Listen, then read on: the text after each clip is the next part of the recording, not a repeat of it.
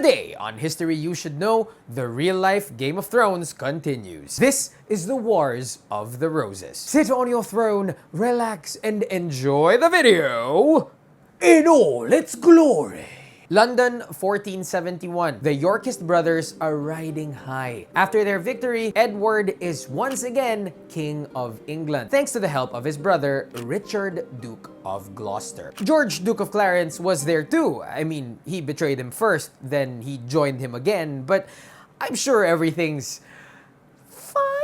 May dalawang anak na lalaki si King Edward at Queen Elizabeth Woodville. They named the new heir to the throne, also known as the Prince of Wales, Edward. And their other son, the new Duke of York, was named Richard. You know, like his grandfather, para maiba naman. To protect and prepare the younger Edward for a royal life, he was placed away from London and under the care of Queen Elizabeth Woodville's younger brother, Anthony Woodville, or Earl Rivers. Edward IV's line of succession was secure. Ngayon, wala ng Lancastrians, ang tanging misyon na lang ng hari ay magkaroon ng mahabang panahon ng kapayapaan. Remember this dude? Richard Neville, the Earl of Warwick? At the time of his death, he was the richest noble in England, next to the king. He had two daughters who married into the royal family. Isabel Neville married George, Duke of Clarence. Anne Neville married Edward, the former Prince of Wales, yung anak ni Henry VI. But when the young Edward died, she became a widow. The rights to claim the lands and fortune of Warwick would pass down to his daughter because his eldest son also died in battle. The question was, which daughter? The law only allowed a married daughter to inherit by way of their husband. And since Isabel's husband is actually alive, it should clearly go to her, right? So George and Isabel made sure that no one can marry Anne by placing her in their custody. But Richard, using a cunning tactic from Warwick's playbook, asked permission from Edward IV to marry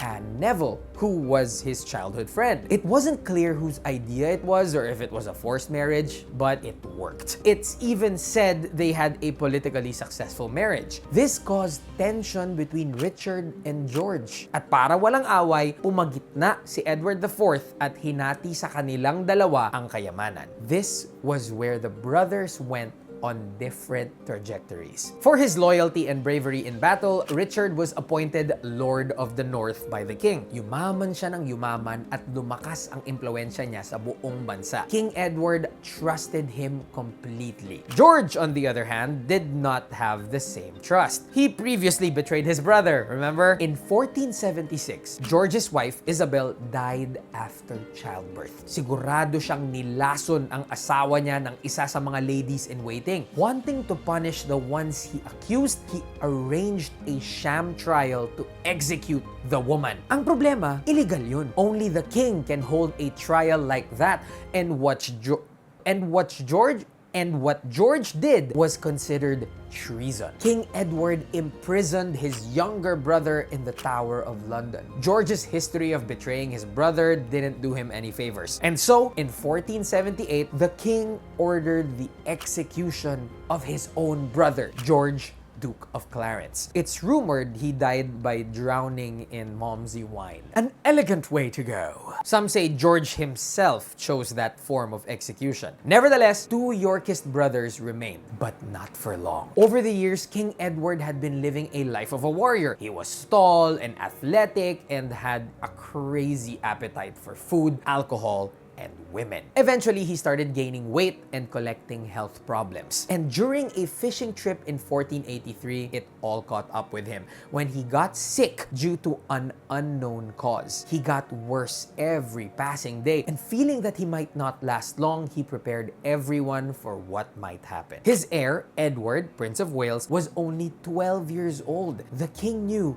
he needed help in ruling. Boy kings plus England, never a good mix. And so he added an extra stipulation in his will. Edward will become King Edward V, and until he comes of age, the powerful Lord of the North, Richard, Duke of Gloucester, would become Lord Protector of England. The exact same position held by their father at the start of the Wars of the Roses. Just 10 days after getting sick, Edward IV died of an unknown cause. He was only 40 years old. With everything to lose, Queen Elizabeth Woodville knew she needed needed to protect her son's claim and her family's position. History was already repeating itself. The only difference is that now the main players are both from the House of York. Elizabeth quickly sent a letter to her younger brother Anthony Woodville, Earl Rivers, with instructions to bring Edward V to London as fast as possible so he may be crowned and declared fit to rule. Ibig sabihin, hindi na kailangan ng Lord Protector, and the Woodvilles get to keep their influence. Richard was thinking the same thing. If he doesn't get to the king first, mawawalan din siya ng impluensya o kaya pwede rin siyang ipapatay ng Woodvilles. Sumulat si Richard kay Anthony Woodville. He said, "Bro, let's meet up so that I could fulfill my brother's wishes and escort the new king into London." Pretty sure that's not what he said. Nang magkita sila, si Anthony lang at ilang tauhan ang sumalubong sa kanya. Wala na ang hari. Nauna na raw. Richard was furious and arrested Earl Rivers because he believed he was endangering the king by splitting up their escort. And when Richard finally caught up with Edward, he told him his other uncle Anthony was a traitor against the crown. The 12-year-old boy couldn't do anything but go with Richard. Pagdating sa London, inilagay sa royal apartment sa Tower of London si Edward. This was the custom. Richard was becoming more and more paranoid, and so he got to work. He wanted to remove greedy people in positions of power. In reality, these were the people who could possibly say no to him. Kaya, dinelay niya ang coronation ng hari para tanggalin, arestuhin, o ipapatay ang mga ito. His reason was that they were plotting against him, which meant that they were plotting against the crown. The royal council and most of the nobles were actually pro-Richard. Marami pa rin sa kanila ang ayaw sa Woodvilles dahil nga dating commoners at mga sino ba yung mga yan. Fearing for her family's safety, Elizabeth Woodville took her children to live in Westminster Abbey. She believed the sanctity of the church would protect her family from Richard. But she was wrong. Using the Archbishop of Canterbury, Richard persuaded Elizabeth to release her younger son, the 9-year-old Richard, to come out and live with his older brother so he can attend his coronation. Two princes were now in the Tower